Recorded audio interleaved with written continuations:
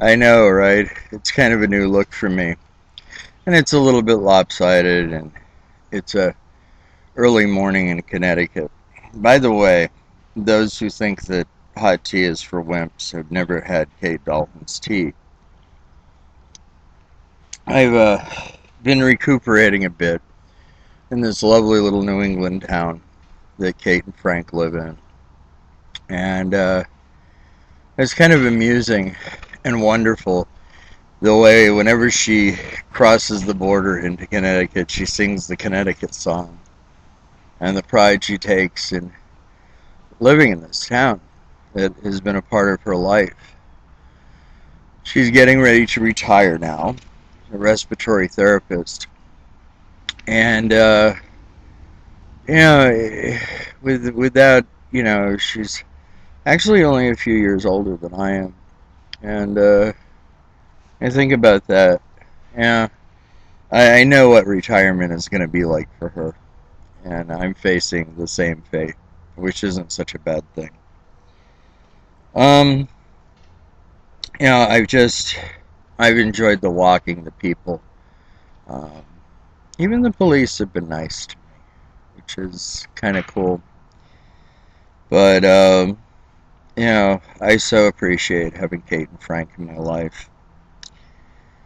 So now, um, the task is getting to Boston and seeing my mom and dealing with that. She's still pretty lucid. And I have to see my doctors. And in between all of that, I'm going to be doing tarot readings in the Tremont Tea Room for a couple of weeks to put together some badly needed money. Things have been a little bit tough. I mean, with a lot of the pitfalls of this past summer, the Treasury is pretty lean. I don't know. I mean, watching the things that are going on in the world, um, it's quite scary. It's something to pay attention to. There are all kinds of different systems falling apart, and of course you have senators behaving like cattle laying down in the middle of the aisles. And in my more cynical approach, I'm like, if there were any honor left in the U.S. government, there would be mass suicides in the aisles of Congress. But, you have to think about how much those things do or don't affect you. There are certainly ways of getting around it. Um, Kate and I just fume back and forth. It's like, I think sometimes we even say the same words when we're faced with governmental stupidity. And it really is. And she and I have been remarking about, you know, conservatives used to be very different. You could actually sit down at the table and talk with them, even though you had opposing points of view. And I saw a reference to that with Tip O'Neill and Ronald Reagan last night. This book that Chris Matthews was showing. Um, I mean, liberals and conservatives don't have all the answers. And I think the last couple of days, Kate and I have just tried to figure out where things have gone. Frank just shrugs his shoulders and shakes his head. We had a lot of it yesterday. But to balance things out, um, going around this lovely little New England town um, has been rather delightful for me. It has been a traumatic week. I learned that a friend of mine had passed away. Then I learned that someone else who I had spent time with at festival had passed away. You know, and last month I was close to passing away, but didn't quite happen. Um, I am feeling better. It's a slow process, and Kate's tea and aspirin really help. And when that doesn't work, rich food and wine. Um, but anyway, I think that things are going to get better. Um, for a while anyway.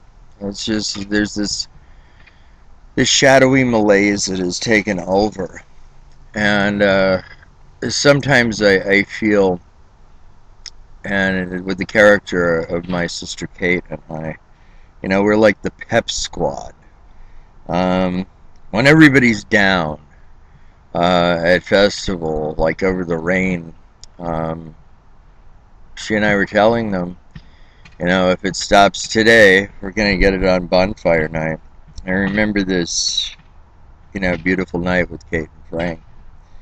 Um, so she and I got out there, locked arms, did the circle. The water stopped. That was the one year I left the festival before the bonfire had burned down. I left at like 2 o'clock in the morning.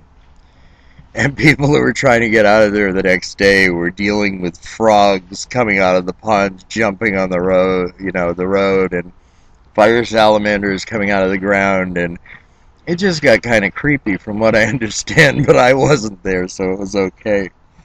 But during that, it was particularly, people called it squishwood too. I called it bogwood. But, Kate and I were like a pep squad. And of course, Donato was helping, another friend of ours who's a pretty amazing shaman. But that night, Frank and I were sitting alone. And most of you that know him know that he suffered a stroke years ago. And it's difficult for him to speak sometimes. And we were sitting there, and the lanterns were all out, the luminary.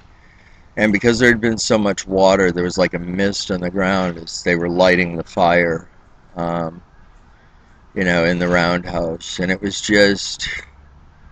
so beautiful. And I was sitting there with him when I saw, people lighting the grounds up. And I said, at this moment, I am so proud to be a pagan. And people endured the weather. They, stood up to the challenge. And I'll tell you, Kate was right. Turn off the water now. It'll come when you don't want it, like on bonfire night. And it did. But I was gone.